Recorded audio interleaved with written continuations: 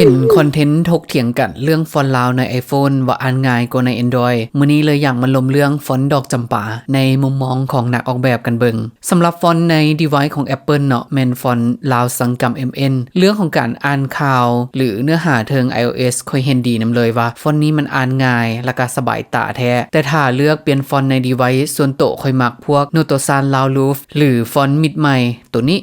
หลายกว่าสำหรับลาวสังกัม MN ใน device ของ Apple มันออกแนวคล้ายๆฟอนต์ดอกจำปาถ้าเว้าถึงเวียกออกแบบบอกเลยว่านักออกแบบลาวหน่อยแหงที่จะจับเอาฟอนต์ดอกจำปามาเฮ็ดเวียกให้ลูกค้าในความรู้สึกส่วนตัวข่อยเนาะเวลาเห็นฟอนต์นี้แล้วแอบรู้สึกว่ามันบ่ค่อยน่าเชื่อถือแล้วก็เอามาเฮ็ดเวียกออกแบบค่อนข้างยากเพราะเส้นสายมันม้วนกลมเกินไปแล้วเป็นอย่างอยู่บ้านเฮายังเห็นฟอนต์นี้ถึงตามป้ายในเมืองดุๆส่วนใหญ่เดาได้เลยว่าแม่นป้ายของคนต่างชาติเช่นคนจีนหรือคนเวียดนามสาเหตุส่วนหนึ่งอาจมาจากมันเป็น default font ในหลายๆโปรแกรมโดยที่เขาเจ้าบ่ฮู้จักภาษาลาวดีแล้วก็บ่มีดีไซเนอร์คนลาวคอยกำกับนำซึ่งมันต่างจากแบรนด์ต่างประเทศใหญ่ๆที่เขาเจ้ามี CI แบรนด์ชัดเจนเฮ็ดให้เห็นว่าการเลือกฟอนต์มันบ่แม่นเพียงแต่เรื่องของการอ่านออกแต่มันคือภาพลักษณ์ของแบรนด์อีหลีแล้วพวกเจ้าได้คิดแนวใดกับฟอนต์ดอกจำปามาล้มกันได้เด้อ